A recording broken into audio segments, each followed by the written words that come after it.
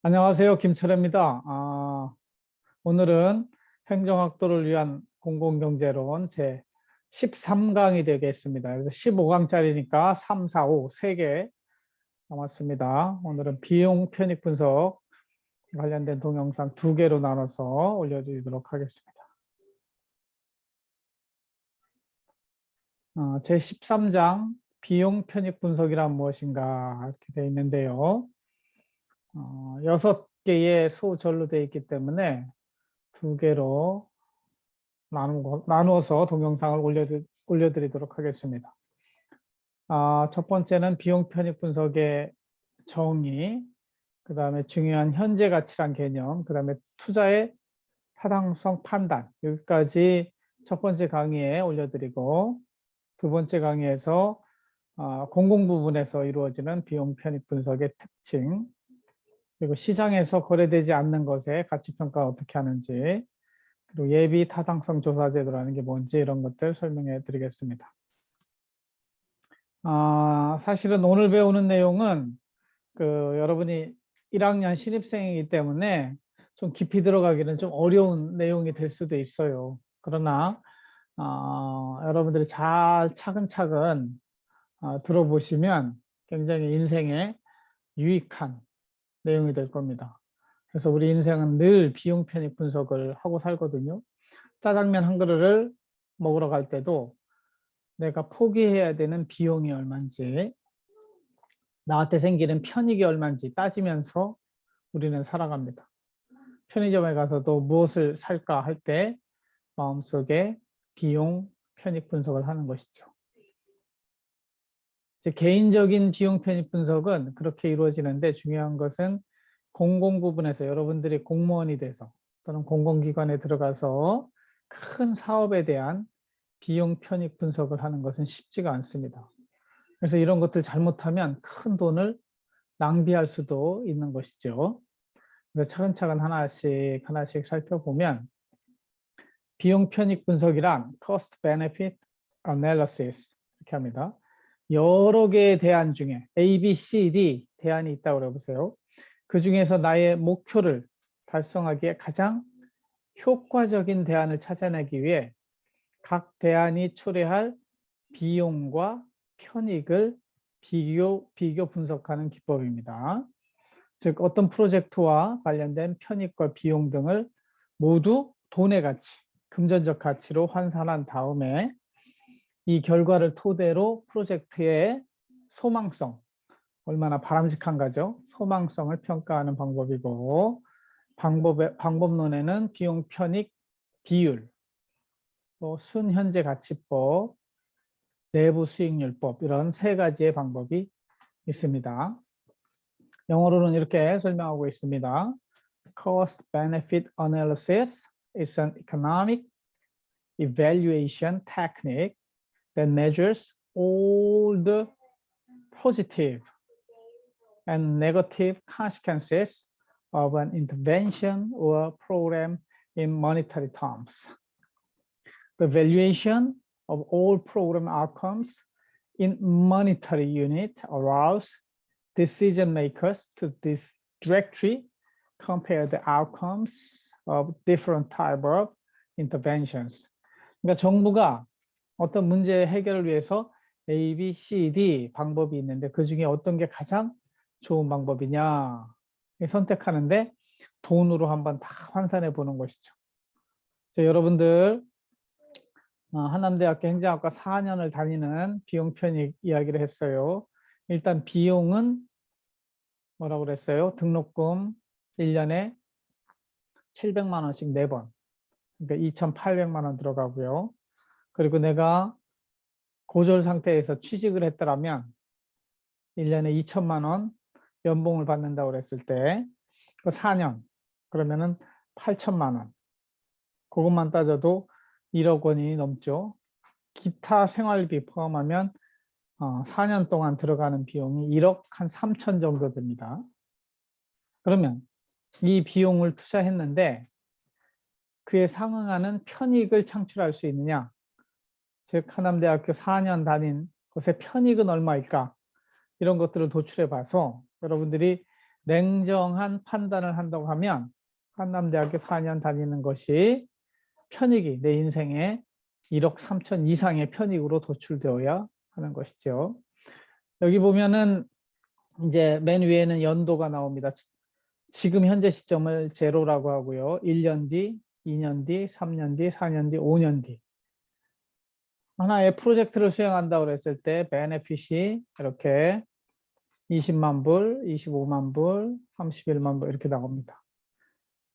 이렇게 베네핏, 편익이 생기는 데 비해서 비용도 들어가죠. 매년 여기는 첫 해는 아무것도 못 버는데 7만 5천 불 들어가요. 그 다음에 들어가요 이렇게 들어가요. 그래서 우리는 어떤 프로젝트를 볼 때 올해는 7만 5천 불 적자예요. 내년에는 17만 불 흑자가 돼요. 22만 불 흑자. 넷 캐시플로우라고 하는 거는 요거 편익에서 비용을 뺀 것을 말해요. 그런데 여기 중요한 거는 디스카운트 레이트이 있습니다. 미래의 가치는 이만큼의 가치로 인정을 해주질 않아요. 여기 가보세요. 5년 뒤에 45만 원이 현재로 따지면 얼마나 될까요? 그걸 환산하는 거를 디스카운트 레이트, 할인한다고 그래요. 그래서 5년 뒤에 45만 불은 현재 상태로 따지면 20만 불밖에 안 된다고 하는 것이죠. 그래서 요 디스카운트 팩터라는 게 있어가지고 현재 시점은 100으로 놓지만 점점 미래에 발생할 것은 불확실하기 때문에 이렇게 깎아내려요. 89% 이렇게 5년 뒤 거는 반도 안 돼요. 이렇게 깎아내리는 거를 디스카운트, 할인한다 이렇게 이야기를 하죠. 이런 식으로 자기 표를 만들어 보는 이것이 코스트 베네핏 어널리시스가 되겠습니다. 여러분들은 좀 알기 쉽게 이해를 하기 위해서 내 인생에 대한 비용 편익 분석을 좀 하셔야 돼요. 인생은 저번에도 내가 B와 D 사이에 C라고 그랬죠. B는 뭐예요? birth, 탄생과 death, 죽음 사이에서 끝없이 choice, 선택하는 B와 D 사이에 C다 그랬는데 그 선택은 늘 비용 편익 분석을 수반하게 되어 있습니다. 편익은 내 선택을 함으로 인해서 얻어들이는 이익을 편익이라고 하죠. 비용은 내 선택을 함으로 인해서 포기하는 것, 내가 지불해야 되는 것, 이걸 비용이라고 하죠. 그래서 인생 계획을 쭉 짜보세요. 내가 예를 들면 공무원 시험을 본다고 했을 때, 또 내가 결혼을 한다고 했을 때 이것이 가져오는 편익은 얼마일까? 비용은 얼마일까? 이렇게 고민해 보시면 이런 것들을 구체적인 숫자로 만들어낼 수는 없지만 결혼 전에도 사실은 심각하게 생각을 하는 것입니다. 결혼을 하면 내가 얻는 게 얼마고 잃는 게 무엇일까? 생각을 하는 거죠. 그런 가운데 역시 결혼의 편익이 비용보다 큰 것 같아. 그러면은 그런 선택을 하는 것이죠. 그러나 계속 불안한 가운데 너무너무 내가 치러야 될 비용이 더 큰 것 같아. 그러면은 결혼 안 하고 혼자 사는 게 더 나은 것이죠. 중요한 것은 내 인생의 선택의 기준이 뭐냐 하는 것이죠. 그 기준을 마련해야 이러한 선택이 가능할 수 있게 됩니다. 공무원 시험하는 것들도 여러분들이 지금 상황에서 여기는 이제 확률이 들어가죠. 공무원 시험에 합격할 확률이 있고 불합격할 확률이 있는데 그 모든 것을 따져서 비용이 얼마고 편익이 얼마일지 생각해 보시고 그 다음에 이것보다 더 좋은 대안이 없으면 공무원 시험을 하되 다른 것들도 한번 비용 편익 분석을 해봐서 더 좋은 게 있을 수 있다면 그 선택을 하는 것이 더 합리적인 사람의 선택이 될 것이다. 이렇게 말씀을 드리는 것이죠. 이런 비용 편익 분석할 때 중요한 개념이 현재 가치란 개념인데 여러분들 사실은 실제 활용을 하고 있어요. 여러분들이 돈을 은행에 넣을 때에도 다 현재 가치란 개념이 적용되고 있고 생각할 때도 지금 100만 원이 좋아? 5년 뒤에 100만 원이 좋아? 그러면 지금 100만 원이 다 좋다고 하죠. 그러면 5년 뒤에 100만 원은 지금으로 따지면 얼마나 될까? 사람에 따라 다르겠죠. 어떤 사람은 야 5년 뒤에 100만 원이 무슨 의미가 있어? 지금 50만 원 있는 게 낫지. 그러면은 디스카운트, 반으로 디스카운트를 하는 것이죠. 반면에 5년 뒤에 100만 원, 지금 그래도 그게 이자 얼마 조금밖에 안 받으니까 5년 뒤에 100만 원 받는다고 하면 나는 지금에 한 80만 원으로 쳐줄게. 이런 사람도 있을 수 있고, 어떤 사람은 30만 원으로 쳐줄 수도 있고, 그렇게 미래의 돈을 현재의 돈으로 디스카운트, 할인해서 가져오는 거를 현재 가치 이렇게 부릅니다. 한번 글을 읽어볼게요. 1년 후에 틀림없이 받게 될 1만 1,000원을 현재의 가치로 산출한 가치를 말한다. 현재 얼마를 가지고 있으면 이것이 1년 후에 1만 1,000원이 될까? 그렇게 하는 것이죠. 그러니까 현재 시점에서 내년에 1만 1,000원을 보는. 만약에 정기예금 이자율이 10%라고 하면은 지금 10,000원을 넣으면 내년에 11,000원이 돼요. 그러니까 내년에 1만 1,000원은 현재로 따지면 10,000원이 되는 거죠. 그래서 현재와 미래를 오가면서 어떤 가격을 현재 중심으로 바라보는 것, 현재로 끌어오는 것, 이거를 현재 가치라고 하고, 이 내년에 받게 될 11,000원은 현재로 따지면 1,000원을 떼내야 돼요. 할인해야 돼요. 그리고 10,000원으로 온단 말이죠. 단 이자율이 10%라고 봤을 때. 이런 식으로 미래의 큰 돈이 현재로 올 때는 작은 돈이 되죠. 이렇게 할인해서 가져오는 이 방식을 현재 가치 이렇게 이야기를 합니다. 영어로는 present value, present. 한번 생각해, present가 영어로 다른 말이 뭔지 알아요? 선물이에요, 선물. 현재가 선물인 거죠. 옛날에 여러분들 선배 중에 강현재라고 지금 소방관 하는 친구가 있는데 그 현재한테 늘 이야기했어요. 현재야, 현재가 뭔지 알아? 현재는 선물이야 이렇게 했어요. Present is present. 근데 농담이고 present value라고 하는 거는 the value today of an account of money that you expect to receive in the future, considering the fact that a future payment is worth less than one received now. 그러니까 미래에 받게 될 큰 덩치가 현재로 오면 작아지는 것, 이걸 현재 가치라고 한다. 이렇게 아까 이야기한 대로 여기 1년 후, 2년 후, 3년 후, 4년 후, 5년 후의 돈이에요. 이 돈을 현재로 가져오면 이렇게 줄어요. 17만 불은 15만 불로, 22만 불은 17만 불로, 28만 불은 18만 불로, 36만 불은 20만 불로, 45만 불은 20만 불로 이렇게 줄어들게 돼 있죠. 미래의 큰 돈은 현재로 따지면 작은 돈으로 줄어든다. 디스카운트. 왜냐하면 미래의 돈은 위험하니까. 위험한 만큼 닦아내는 거죠. 그래서 여기에 디스카운트 팩터를 기준으로 해가 이렇게 요 밑에 있는 net cash flow 요거를 present value라고 이렇게 부르는 겁니다. 요 present value를 계산하는 방식은 미래에 발생하는 거를 깎는 거죠. 1보다 큰 걸로 나누면 작아지는 거죠. 아까 11,000원을 1.1로 나누면 10,000원이 되듯이 그런 식으로 여러분 고등학교 때 수열 배울 때 등비 수열을 배웠을 거예요.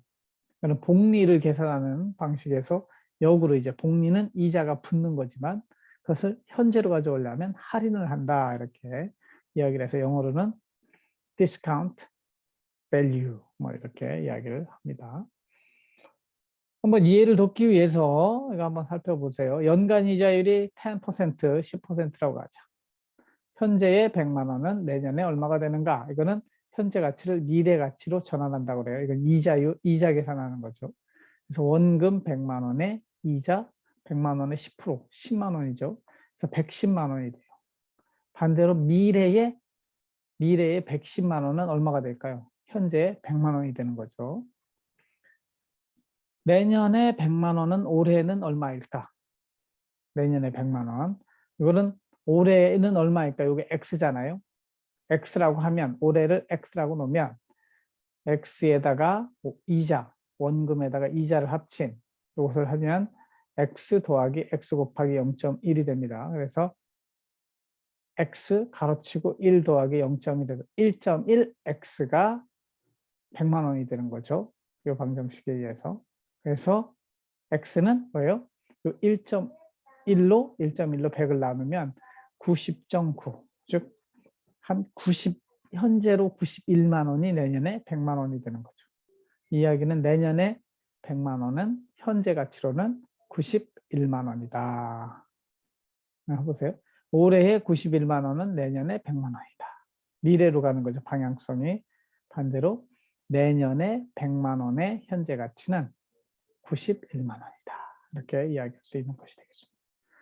그래서 우리는 여기저기서 디스카운트 그런 개념을 아는데, 여러분들이 이제 저런 경제학을 배우고 공공경제론을 배웠으면 이 디스카운트라는 게 어떤 의미를 가지고 있는지 좀 아셔야 된다는 것이고, 이 할인율이라고 하는 건 할인 비율 10% 할인한다면 10,000원을 9,000원에 하는 것이죠. 100만 원을 90만 원에 파는 거 할인이라고 하죠. 그래서 이 할인하는 이유는 뭐냐면 미래로 갈수록 물가가 올라가요. 그러니까 인플레이션 리스크라고 그래요. 그다음에 미래는 불확실해요. 불확실성을 가지고 있기 때문에 현재 돈보다는 미래의 돈이 불확실하니까 어떻게 돼요? 미래의 돈은 그만큼 인정을 안 해주고 깎아야 된다는 거죠. 깎아. 그래서 할인하는 것이죠. 그 다음에 이자율의 개념은 현재에서 미래로 가는 겁니다. 매년마다 연이자율이 붙는 것이죠. 연이자율이 지금 은행에 넣으면 옛날 IMF 때 이런 때는 막 20%까지 갔던 적도 있어요. 이자율이. 그러나 지금은 2%도 안 돼요. 제일 많이 줘도 2%를 안 줘요. 우리 제1금융권에서는 뭐 토마토은행, 뭐 무델이 나오는 러시앤캐시 이런 데 가야 한 3% 정도 줄 수 있죠. 그런 것들을 미래에 붙는 이자, 그리고 rate of interest, 이자율이라고 부릅니다.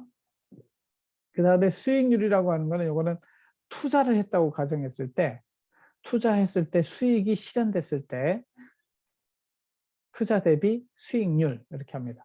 투자를 통해 발생하는 수익률은 예를 들면 여러분들 이제 이런 것들 배우려면 주식도 좀 배워야 되는데 3개월 전에 10,000원에 주식을 매입했어요. 근데 오늘 1,900원이라 1,900원에 매도했어요. 이걸로 900원 벌었죠. 그리고 이 주식을 가지고 있으면 주식에 대해서는 이익이 나면 배당금을 줘요. 배당금이 200원 생겼다. 그러면 이익이 900원 더하기 200원이잖아요. 원금은 얼마예요? 원금은 100만 원이었잖아요. 그러니까 원금 대비 이익 900원 플러스 200원. 그렇죠? 1,100원이었죠. 10,000원분의 1,100원. 그러니까 이거 따지면 수익률은 11%의 수익률을 올렸다. 이렇게 따지는 것이죠. 여러분이 다소 뭐 이게 수학적인 것 같아서 어려울 수 있지만 사실은 우리가 살아가면서 여러분들 늘 생각해야 되는 것들을 한번 숫자로 표현을 해보는 것이기 때문에 천천히 노트에 적으면서 생각을 해보세요. 그 다음에 투자의 타당성 판단은 어떻게 하느냐? 내가 진짜 합리적으로 잘한 거냐 아니면 잘못한 거냐에 대한 판단을 해야 되는데 A, B, C, D 4개의 선택지가 있는데 그 선택 중에 어떤 것이 가장 좋은 선택인가 이런 걸 따지는 것이 투자의 타당성 판단입니다. 여러분이 이런 결정을 해야 된다고 생각을 해보십시오. A 사업, B 사업, C 사업, D 사업이 있어요. A 사업은 2009년에 100만 원을 투자해서 20년에 70만 원, 21년에 50만 원 수익이 발생해요. B 사업은 19년에 200만 원을 투자해서 21년에 250만 원이 발생해요. C 사업은 300만 원을 투자해서 320만 원이 22년에 발생해요. 그럼 19년에 여기는 100만 원을 투자해서 22년에 150만 원의 수익이 발생해요. 복잡하게 뭐 4개의 사업이 있는데 이 4개 중에서 어떤 것이 가장 올바른 내가 투자해야 되는 사업이냐 이거죠. 이런 거 할 때 그냥 연필 돌려서 찍는 게 아니고 한번 계산을 할 수 있어야 된다는 것이죠. 향후 5년간 이자율이 10%로 주어졌다고 그랬을 때 각 사업에 들어가는 비용이 얼마인지 따져보고 각 사업을 통해 발생하는 편익은 얼마인지 따져보고 그리고 그 그래서 투자 대비 수익률로 볼 것인지 아니면 순현재 가치로 볼 것인지 이런 것들을 한번 고려해 보자는 거죠. 실제 여러분들이 이러한 일들을 앞으로 하게 됩니다. 그래서 이런 거 따질 때 순현재 가치를 중심으로 따지는 거는 순현재 가치법, Net Present Value라고 이렇게 이야기합니다. 이거는 뭐냐면 비용에서 편익에서 비용을 빼고 나면 순현재 가치가 나와요. 순이익이 나오듯이 그것을 NPV라고 부르는데 NPV가 0보다 크면 0보다 크다는 거는 편익이 비용보다 큰 거니까 투자 가치가 있는 거예요. 0보다 작으면 투자 가치가 없는 걸로 보는 것이죠. 이 NPV는 이 앞에 revenue, 이익이 발생하는 것을 쭉 현재 가치로 만들고 비용이 발생하는 것도 현재 가치로 다 만들어 줍니다. 그래서 편익에서 비용을 빼버리면 이게 0보다 크면 0보다 크면 투자할 만하고 0보다 작으면 투자해서는 안 된다. 이 기준이 순현재 가치법이 되겠습니다. 그래서 NPV가 0보다 크면 손해는 보지 않는다. 이렇게 볼 수 있어요. 여러 개 대안 중에서 ABCD 아까 있잖아요. 따져봤을 때 어떤 거래요? NPV가 가장 큰 게 좋은 대안이 되는 것이죠. 그 다음 방법은 비용 편익 비율이라는 게 수익률에 해당하는 겁니다. BC ratio, BCR 이렇게 부르고도 하는데 이거는 아까는 뺐잖아요. 빼기가 아니라 나누기예요. 나누기. 비용을 분모해 놓고 편익을 분자해 놓고 나눴을 때의 비율을 보는 것이죠. 그러니까 빼기가 0이라는 거는 똔똔이라는 거잖아요. 똔똔이면 비용 편익 비율은 같으니까 나누니까 1이 되겠죠. 그래서 BCR, 그러니까 코스트의 현재 가치, 베네핏의 현재 가치를 나누면 이게 같으면 1이 되는 거죠. 1보다 크면 분자가 큰 거고 1보다 작으면 분모가 큰 거죠. 그러니까 NPV나 BCR이나 사실상 개념은 똑같은 거예요. 그러나 이거를 빼느냐 나누느냐 그 차이가 있는 거죠. 그래서 BCR이 1보다 크면 최소한 손해는 보지 않는다. 똔똔 이상이다 하는 것이죠. 그 다음에 여러 개의 대안 중에서는 어떻게 해야 돼요? BCR이 큰 것이 더 좋은 대안이 되겠죠. 이거는 일종의 수익률 개념입니다. 그 다음에 또 하나는 내부 수익률. 이 개념은 상당히 좀 어려울 수 있어요. 여러분들한테는 internal rate of return. 나중에 여러분들이 3학년, 4학년 과목에 공공재정 분석이라는 과목이 있습니다. 한 학기 동안 요 비용 편익 분석만 해보는 과목이 있어요. 거기에 가면 좀 더 자세히 알겠지만 이거는 엑셀에다 넣어주면 엑셀에다가 수익과 비용의 타임 시리즈를 쭉 넣어주면 IRR이 계산돼서 나와요. 그러니까 즉 순현재 가치가 0, 즉 순편익과 비용이 똔똔이 되게 만드는 이자율은 도대체 얼마일까? 방정식으로 그걸 구해내는 거예요. 이건 N차 방정식이죠. 이 IRR, Internal Rate of Return을 찾아내는데 이 방정식이 제로가 되는 거야. 즉 비용 편익 비율이 1이 되는 거. NPV가 제로가 되는 그 이자율을 찾아내는 거. 일단 이자율을 모르는 거죠. 그래서 이 이자율 또는 수익률이 시장 이자율보다 크면 시장에 맡기는 것보다 이거는 이 사업을 투자하는 게 좋은 것이죠. 여러분 똑같이 한번 생각해 보세요. 내 돈이 있는데 지금 가지고 있으면 이자가 하나도 안 붙어요. 은행에 갖다 놓으면 2%를 줘요. 그럼 가지고 있는 것보다는 은행에 넣는 게 좋겠죠. 근데 은행보다 주식을 사면 10%를 올려요. 그러면 주식으로 가는 것이죠. 그러나 주식은 뭐가 있어요? 위험이 따라요. 위험. 손해볼 위험이 있단 말이에요. 그래서 손해볼 위험을 다 포함해서도 수익률이 예상 수익률이 2% 이상이다. 그러면 주식으로 돈을 투자해야 되는 거예요. 이게 개인적으로도 그런 선택을 하지만 공공 부분에서도 더 좋은 선택을 하기 위해서는 그런 것들을 따져봐야 되는 것이죠. 그래서 IRR이 시장이자 이것도 수익률이니까 수익률이 시장의 이자율보다 높다. 그러면은 시장에 맡길 것이 아니라 이 사업에 투자하면 되는 거예요. 은행에 예치하는 것보다 사업에 투자하는 거예요. 그 다음에 다수 대안이 여러 개가 있다면 그중에서 어떤 걸 선택하느냐? IRR이 큰 대안을 선택하는 것이 올바른 방법이죠. 그래서 실제 실증을 해보면 여러분들 다 해보셔야 돼요. 이거를. A 사업의 경우에는 2019년에 100만 원이 들어가니까 비용의 현재 가치 100이에요. 근데 편익은 이때 70 나오고 이때 50 나오고 120이 나오죠.